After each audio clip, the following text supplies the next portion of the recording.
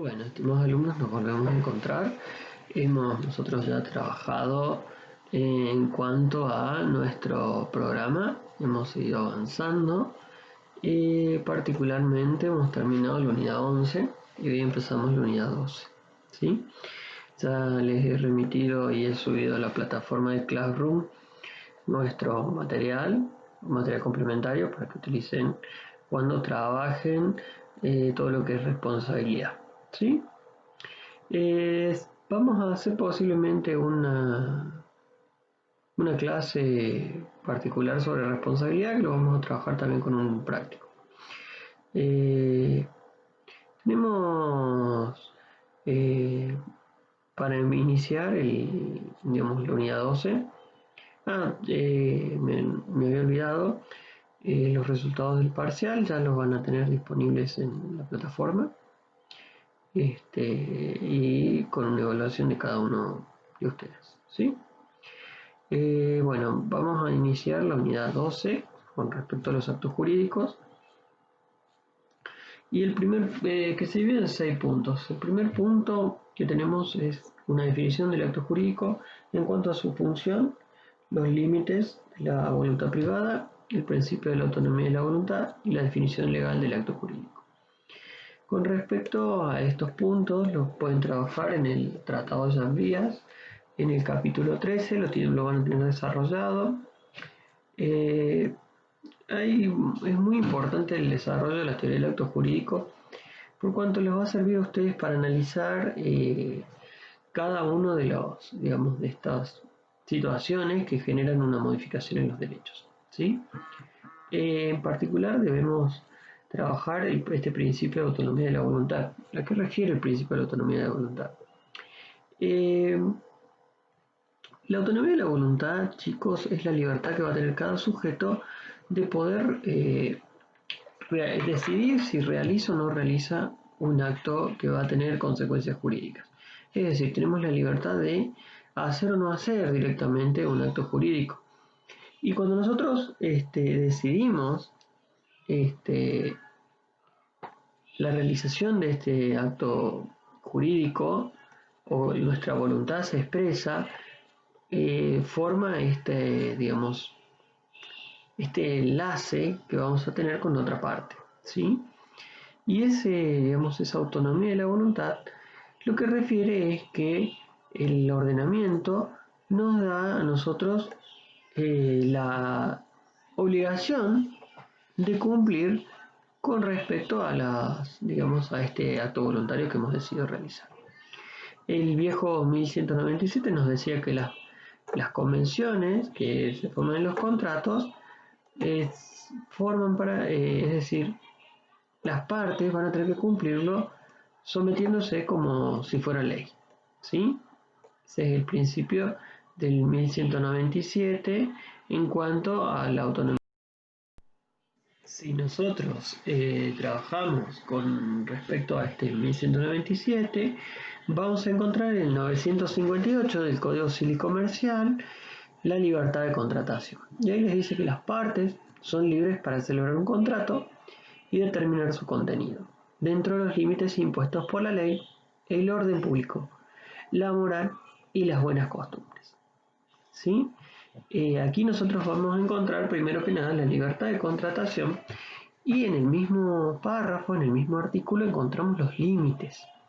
Estos son los que hemos trabajado ya nosotros en la unidad 2, en particular sobre el orden público y la ley. ¿Qué quiere decir esto? Que nosotros tenemos un billete en blanco para realizar todas las contrataciones que nosotros creamos necesarias, ¿sí? Siempre y cuando estemos dentro de los límites de la ley, el orden público, la moral y las buenas costumbres, ¿sí? Una vez concretada esta contratación, ¿qué quiere decir? Celebrado este contrato o celebrado esta relación jurídica, nos tenemos que también atener al 959 del Código Civil Comercial, que nos dice que todo contrato válidamente celebrado es obligatorio para las partes. Su contenido solo va a poder ser modificado o extinguido por acuerdo de las partes en los supuestos que la ley lo prevé. ¿Qué quiere decir esto? Que también nosotros, el efecto vinculante se asemeja a lo que teníamos en el Código Civil en el 1197, que es lo que ustedes van a tener citado en el libro de Yámbigas. ¿Sí? ¿Cuál es la definición legal del acto jurídico? Bien, en cuanto a la definición legal del acto jurídico, ustedes van a encontrar directamente una definición específica que ya hemos trabajado en la unidad anterior, que es la del artículo 259. Que les dice: el acto jurídico es el acto voluntario que tiene por fin inmediato la adquisición, modificación o extinción de relaciones o situaciones jurídicas. Este es el artículo 259 del Código Civil y Comercial, el cual refiere a qué nosotros vamos a entender como el acto jurídico.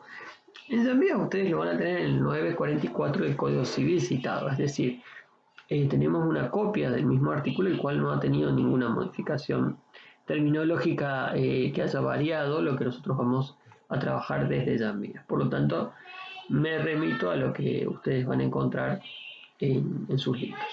Después tenemos los caracteres del acto jurídico. En particular van a encontrar que refiere a cuatro caracteres principales. Primero, es un hecho humano o un acto humano. Segundo, es un acto voluntario. Tercero, es un acto lícito. Y cuarto, tiene un fin jurídico. ¿Sí? El acto jurídico siempre es un hecho humano, que ya lo hemos trabajado en la unidad anterior. En cuanto a que es voluntario, vamos a tener las nociones que hemos trabajado sobre la voluntad, sobre los elementos del acto voluntario desarrollados en la teoría del acto voluntario. ¿Sí?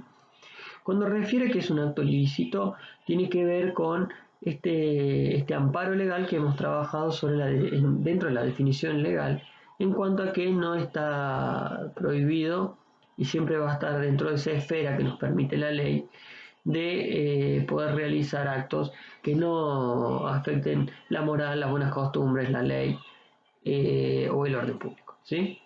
Y el fin específico, el fin jurídico específico, lo vamos a tener en estas tres cuestiones, que es tanto la creación, cuando no existe ningún acto jurídico, es decir, la adquisición, cuando no tengo este derecho o este derecho, para que ustedes lo tengan bien en cuenta. Cuando tengo el derecho lo voy a poder modificar, y cuando lo quiera extinguir vamos a recurrir al acto jurídico. ¿Sí? Cuando no tengo, lo adquiero; cuando lo tengo, lo puedo modificar; y cuando ya no lo quiero tener, lo voy a extinguir. ¿Sí? Para que ustedes puedan razonarlo de una manera mucho más simple a estos caracteres del acto jurídico. ¿Sí? Bien, con respecto al resto de la unidad, el punto 2 nos habla de los elementos esenciales del acto jurídico. Y acá vamos a tener elementos que ya hemos empezado nosotros a trabajar y vamos a trabajar en la unidad que viene. ¿Sí? Ustedes van a ver que tienen el inciso A, que habla del sujeto; el inciso B, que va a hablar del objeto; y el inciso C, que va a hablar de la forma. Sobre la forma vamos a ver una pequeña definición, porque la forma nosotros la vamos a tener, si ustedes siguen en sus programas, en la unidad 3. ¿Sí? Cuando hablamos del sujeto y también nos remitimos a los elementos que hemos trabajado cuando hablábamos de la relación jurídica. ¿Sí? Y ahí vamos a tener al sujeto. ¿Quiénes son los sujetos del acto jurídico? Y acá nosotros vamos a tener una serie de disquisiciones sobre quienes participan dentro del acto jurídico, por lo que hay que prestar mucha atención cuando nosotros empezamos a definir este sujeto del acto jurídico. ¿Sí? ¿A quién vamos a considerar sujeto? ¿Quiénes son otorgantes? ¿Quiénes son partes? ¿Quiénes son representantes? ¿Quiénes son sucesores? También vamos a trabajar sobre la cuestión de los actos de disposición y la legitimación. ¿Sí? Cuando hablamos de otorgantes, son aquellos que van a firmar el acto jurídico, ¿sí? Que van a intervenir dentro de lo que es el instrumento, que es uno de los elementos del acto jurídico. ¿Sí?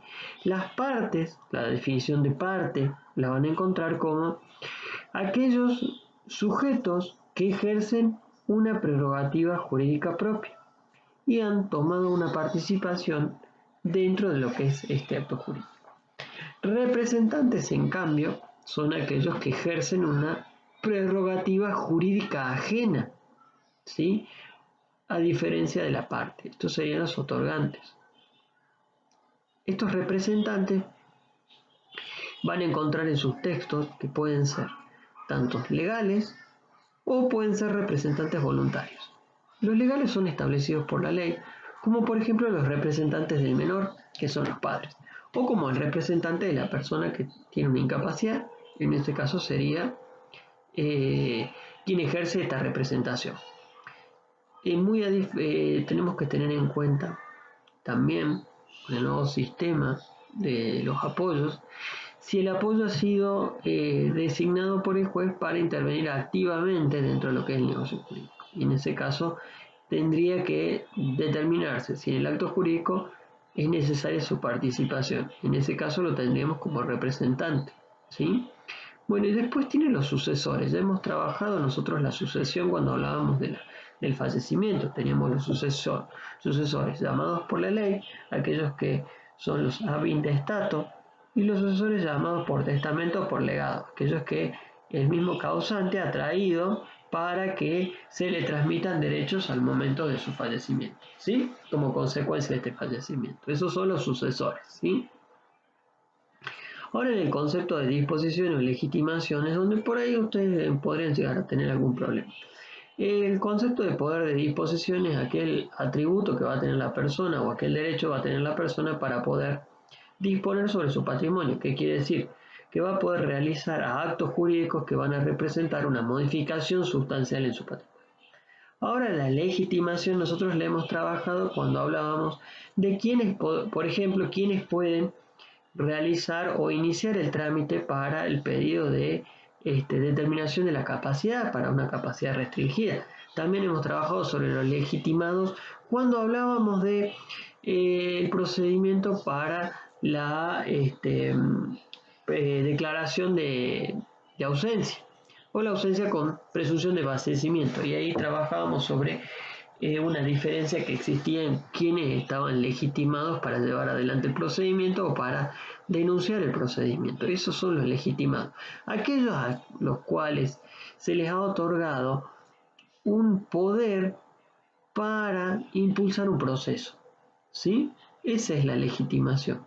La ley les ha atribuido determinada potestad o determinado derecho para presentar una demanda. Ese es el concepto de legitimación. Por eso los legitimados para denunciar la presunción de fallecimiento, ¿sí? Para iniciar el proceso. La ley les atribuye cierto poder para que ellos puedan impulsar el proceso, ¿sí? Esos son los legitimados, que es diferente el poder de disposición, ¿sí? Eso es para que ustedes lo tengan en cuenta. En cuanto al objeto, ustedes lo pueden trabajar, el objeto de los actos jurídicos, muy clarito cuando ven en el Código Civil y Comercial el artículo 279. Está dentro del capítulo 5 y la sección primera que habla del objeto del acto jurídico puntualmente. Y dice: el objeto del acto jurídico no debe ser un hecho imposible o prohibido por la ley, contrario a la moral, a las buenas costumbres, al orden público o lesivo de los derechos ajenos o de la dignidad humana. Tampoco puede ser un bien que por un motivo especial haya sido prohibido que lo sea. Aquí nosotros vamos a tener básicamente cuáles son los requisitos de ese objeto, es decir, lo que tiene que llenar ese objeto para que nosotros lo consideremos como tal dentro de lo que son los actos jurídicos y las limitaciones que nos da el artículo 279 del Código Civil y Comercial. Bien, es decir, que si el objeto del acto jurídico no coincide con estos requisitos, es susceptible de una sanción legal. ¿Qué sanción legal le aplicaríamos? Bien, la sanción legal, como la hemos estudiado nosotros, la principal sería la nulidad, ¿sí? Es decir, cuando el acto jurídico tiene un objeto que ha sido prohibido por la ley, como por ejemplo un acto que esté afectado al servicio público, la sanción que le va a caber es la nulidad mediante un proceso que vamos a iniciar, ¿sí? Tengan en cuenta principalmente que los requisitos del objeto del acto jurídico van a redundar en razones de orden público, ¿sí? Prohibido, que esté prohibido por la ley, que sea posible. Es decir, cuando nosotros caemos dentro de esas posibilidades, nosotros vamos a tener ese acto jurídico va a ser susceptible de una nulidad. Principalmente va a ser una nulidad absoluta porque los actos prohibidos por la ley involucran al orden público, ¿sí? Eso es lo que vamos a tener que tener bien en cuenta siempre cuando revisemos un acto jurídico, el objeto principalmente, ¿sí? Su programa va a hablar principalmente, después de estos requisitos, habla del contenido moral del acto jurídico, jurisprudencia y la lesión subjetiva. Cuando nosotros hablemos de la lesión subjetiva o del contenido moral del acto, tenemos que tener en cuenta todo el que hay una evolución dentro de lo que es el trabajo de este acto jurídico, del objeto del acto jurídico, ¿sí? Que primero refería a la posibilidad que existiera unas ventajas patrimoniales evidentemente desproporcionadas entre las partes. Eso era la lesión objetiva, que era lo primero que se planteó dentro del Código Civil francés, ¿sí? Que sancionaba de alguna manera cuando había ese tipo de desproporción y lo que trataba de hacer era recomponer la relación jurídica, de alguna manera. Con el pasar del tiempo se vio también establecido que el mismo acto jurídico tenía que respetar la moral y las buenas costumbres. Y se establecía para determinadas situaciones subjetivas que no estaban amparadas dentro de otras instituciones de derecho civil o derecho privado, como ser las incapacidades. Entonces aparecía este remedio para poder subsanar determinados actos jurídicos donde existía una desproporción entre las partes y que había un aprovechamiento de una sobre otra. Y así nosotros llegamos a la lesión subjetiva. Cuando ustedes vayan a su Código Civil, va a remitir a la acción, a la lesión subjetiva, y van a poder encontrar en su Código Civil y Comercial en el artículo 332. Sustancialmente lo pueden trabajar de Llambias, no ha variado, digamos, la figura, ha variado la ubicación, nada más se lo ha puesto en el 332. Y lo pueden trabajar de Llambias, que está muy claro y lo recomiendo digamos, de la bibliografía, que es la base de nuestra materia. ¿Qué les dice el 332? Nos va a establecer dos requisitos para que sea viable la acción de lesión, ¿sí? Y nos va a decir, puede demandarse la nulidad o modificación del acto jurídico cuando una de las partes, explotando la necesidad, debilidad psíquica o inexperiencia de la otra, obtuviera por medio de ellos una ventaja patrimonial evidentemente desproporcionada y sin justificación. Aquí nosotros vamos a tener que determinar qué es lo que nos plantea esta primera oración, que tiene bastante jugo y es, digamos, el alma de esta acción de lesión. Van a encontrar que ustedes tienen dos requisitos que se van a tener que presentar dentro de lo que es el acto jurídico. El primer requisito es del tipo subjetivo, que tiene que ver con esta cuestión de que una parte explota la necesidad, la debilidad psíquica o la inexperiencia de la otra. Esa es la parte subjetiva que va a tener que acreditar. Y después también tenemos que acreditar una parte objetiva, ¿sí?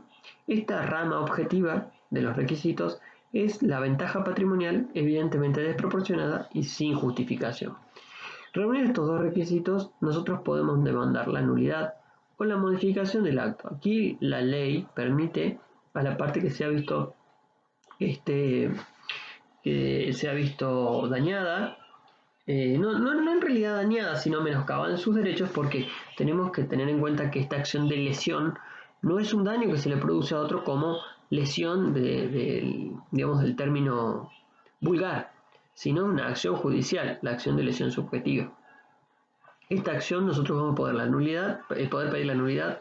¿Qué quiere decir esto? Que las cosas se restablezcan a su origen, o la modificación del acto. ¿Por qué la modificación del acto? Y tiene que ver con el segundo factor, que es el factor objetivo, o con el segundo requisito, que es la cuestión objetiva, que es la ventaja patrimonial. Esta modificación lo que va a tener que hacer es restablecer la desproporción, ¿sí? Vamos a un ejemplo bien sencillo para que ustedes lo entiendan. Quizá alguna persona tiene un familiar enfermo y necesita costear un tratamiento y pone a la venta su auto. Nosotros conocemos esta necesidad que tiene el sujeto y le ofrecemos un valor desproporcionado, muy por debajo del valor de plaza del vehículo y sin ninguna justificación, ¿sí? Y esta persona, bueno, lo tiene que aceptar porque está en la necesidad. En este sentido, nosotros vamos a tener la posibilidad, como sujeto pasivo de este vicio, de poder recurrir al 332, ¿sí? ¿Por qué? Porque se ha dado la situación de que el sujeto está en una situación subjetiva de necesidad y ha realizado un acto jurídico donde hay evidentemente una ventaja patrimonial que es desproporcionada y no está justificada, ¿sí? El artículo 332 sigue diciendo que se presume, excepto por el contrario, que existe tal explotación en caso de una notable desproporción de las prestaciones. Acá nosotros lo primero y principal que vamos a tener que probar es la desproporción en las prestaciones. Y en ese caso nos da una presunción iuris tantum en el artículo 332 que nosotros acreditando la notable desproporción se da por, se presume que ha existido la parte subjetiva, ¿sí? Bien, luego nos da una pauta muy interesante que ustedes van a tener en cuenta cuando nosotros hablamos de cómo vamos a calcular esa desproporción. Y nos dice, los cálculos de la desproporción deben hacerse según los valores al tiempo del acto y la desproporción, debe subsistir en el momento de la demanda. ¿Qué quiere decir esto? Que nosotros vamos a tener que tener en cuenta el valor al momento de la realización del acto, ¿sí? Y esa misma desproporción tiene que proseguir al momento de la demanda. ¿Qué quiere decir esto? En realidad los valores de las cosas van variando en el tiempo y el valor de plaza es el valor al momento de la adquisición y este va a tener que ser subsistente. ¿Por qué? Porque hay cuestiones que se desvalorizan, por ejemplo, los productos, ¿sí? No es lo mismo una manzana que está recién cosechada que una manzana que ya tiene sus golpecitos, o una banana que está apta para el consumo, o de una banana que está justo en su punto de maduración, que una banana que ya ha pasado su punto de maduración y no sirve solamente para hacer licuado. A eso se refiere en cuanto que debe subsistir la desproporción al momento de la demanda, ¿sí? O como los valores por ahí, digamos, vende joyas y el valor del metal disminuye al momento de iniciar la demanda y ese valor que en su momento parecía desproporcionado, al momento de interponer la demanda ya no es desproporcionado. Eso puede pasar con cuestiones o acciones que se cotizan en bolsa también, que fluctúan en el tiempo su valor. Bien, el cuarto párrafo del 332 le dice, el afectado tiene opción para demandar la nulidad o el reajuste de lo convenido. Pero la primera de estas acciones se debe transformar en acción de reajuste si este es ofrecido por el demandado al contestar la demanda. En este sentido es donde nosotros tenemos la opción para cuando entablamos la demanda, que pedimos la nulidad o podemos pedir el reajuste. La nulidad se puede transformar cuando el demandado nos ofrece reajustar los valores. ¿Qué quiere decir esto? Que él va a ofrecer aquello que estaba desproporcionado y lo va a tratar de subsanar. El auto que él pagó 10 y valía 100, si él paga 90 o ofrece pagar 90, nosotros ya no tendríamos la desproporción.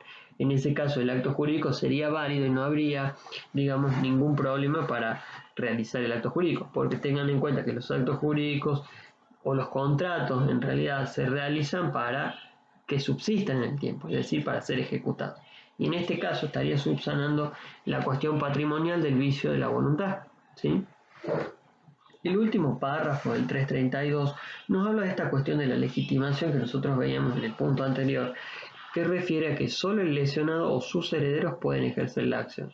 En este sentido nos limita a quienes van a estar legitimados para llevar adelante la acción de lesión subjetiva. Tengan en cuenta, chicos, que esta acción de lesión subjetiva tiene la finalidad de poder, primero que nada, tratar de restablecer la situación y vencer esta desproporción, ¿sí? Ese es el objetivo que va a tener esta acción de elección y poder recomponer el patrimonio del sujeto cuando su voluntad ha sido quebrada estando en esta necesidad o debilidad psíquica o en experiencia de la parte. Tengan en cuenta que la necesidad es un estado que va a ser transitorio. La debilidad psíquica en realidad apuntaba más que nada a subsanar aquellas situaciones que no estaban amparadas dentro de lo que es un principio de capacidad o incapacidad del sujeto. Y la inexperiencia tiene que ver con aquella falta de madurez del sujeto en cuanto a negocios jurídicos. Por ejemplo, aquel que recién se inicia, digamos que cumple 18 años e intenta iniciarse en la vida comercial y no tiene la experiencia suficiente y hay una desproporción dentro de lo que es un aprovechamiento por otro de los sujetos, ¿sí? Bueno, con respecto a este tema, nosotros ya lo pueden ver de Llambias, no hay ningún problema. Habríamos terminado lo que es el punto B. La forma es otro de los elementos, si le hemos trabajado cuando hablábamos de la teoría del acto voluntario, en uno de los, digamos, el elemento externo, digamos, la manifestación de la voluntad, ahí empezábamos nosotros a trabajar la forma. En ese sentido, hemos definido la forma como el tercer elemento y que corresponde, digamos,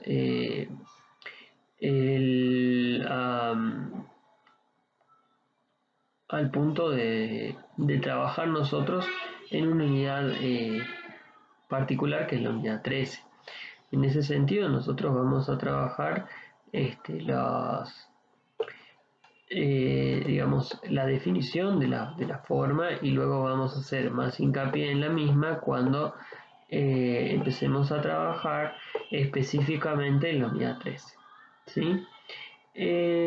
Cuando nosotros trabajamos la forma es la exteriorización de la voluntad de las partes, es decir, cómo la parte va, o como el sujeto que es parte en el acto jurídico, va a expresar su voluntad. Y en este sentido vamos a tener, si la ley no nos impone las formalidades que debemos llevar adelante, el sujeto puede o tiene la libertad de estimar cuál es la forma más conveniente. Y tenemos la otra posibilidad donde la forma es impuesta por la ley. ¿Qué quiere decir? La ley nos exige de determinada formalidad o determinado mecanismo que tenemos que respetar para que tengamos el efecto jurídico deseado, ¿sí? Esto es la forma. Y nosotros después tenemos la causa, ¿sí? Cuando hablamos de la causa, van a tener el problema de la causa.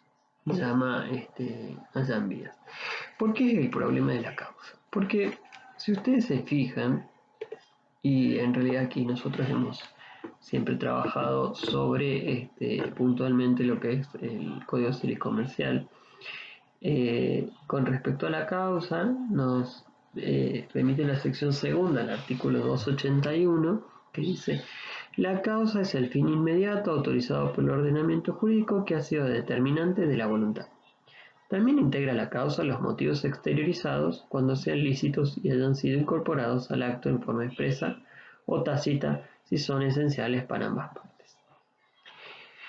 Con respecto a la definición de la causa, nosotros, el artículo 281, tenemos que ser bastante fieles con ustedes y poder decirles que ha sido escrito por autores que se dedican más a las obligaciones que a la teoría general del acto jurídico o a la teoría o digamos a la parte general.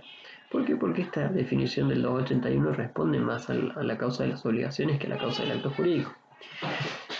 Por cuanto tiene dos definiciones de la causa. Nos habla de la causa fin en el primer parte y la causa, digamos, fuente, que es el motivo. Cuando nosotros hablamos de la causa fin, estaríamos en los términos de lo que ha sido determinante de la voluntad. Y eso, si ustedes se fijan, lo hemos trabajado nosotros cuando hablamos de la intención, ¿sí? Y se trabaja con otro de los elementos de la teoría del acto voluntario, que es esta intención, es decir, lo que determina mi voluntad para llevar adelante. Ese es el fin que yo quiero quiero arribar con este acto jurídico. Entonces ya también nos explica que nosotros por eso no lo trabajamos como causa separada, lo trabajamos dentro de este motivo que lo ha exteriorizado, ¿sí? Los motivos de la intención. Con respecto a la causa fuente, es este origen del que nos ha motivado para llevar adelante el acto jurídico, ¿sí? Esta es la causa como motivo, esa intención que me lleva a mí a tener algo. Si nosotros hablamos de la causa como objeto, es decir, lo que queremos conseguir, vamos a estar redundando en lo que es el objeto del acto jurídico. Ese elemento que nosotros queremos conseguir, ese derecho que queremos adquirir, ese derecho que queremos modificar, ¿sí? Se entiende, por lo tanto, que en la causa nosotros ya la trabajamos en la intención como elemento interno, o la trabajamos como en el objeto, como el otro elemento. Por lo tanto, para Jambias y para nosotros que somos anticausalistas, decimos que la causa, cuando trabajamos en la parte general, no tiene sentido o no se presenta como un elemento que nosotros podamos trabajarlo de manera independiente, ¿sí? Por lo tanto, el 281 nosotros lo remitimos a el análisis de la causa de las obligaciones y no como la causa dentro de nuestro esquema para poder analizar el acto jurídico. Bueno, chicos, espero que les haya quedado claro en particular el tema de la causa, por eso hablamos del problema de la causa y lo resaltamos dentro de la unidad. Por el tiempo que llevamos para que puedan ir analizando este tema, vamos a cortar acá esta clase de la unidad 12 y vamos a proseguir en la próxima cuando hablemos de la clasificación de los actos jurídicos, para que ustedes puedan analizarlo de manera más tranquila.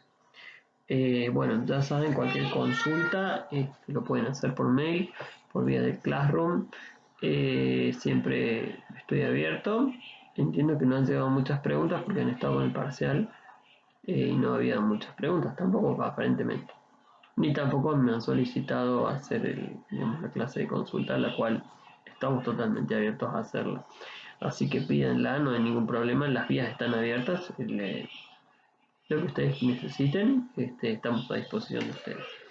Así que bueno, chicos, les dejo un buen saludo y siempre es un placer estar conectado con ustedes. Así que bueno, espero que sigan trabajando en la materia y vayan estando al día. Con respecto al segundo parcial, el segundo parcial va a ser mucho más corto que el primer parcial, porque no estamos bastante al día. Seguramente será antes de la semana de la primavera. Dudo que tengamos clase hasta la semana de la primavera, como van las cosas, así que seguramente será de manera no presencial, del mismo formato que hemos utilizado para el primer parcial. Así que les dejo un gran saludo, chicos, y espero que anden muy bien.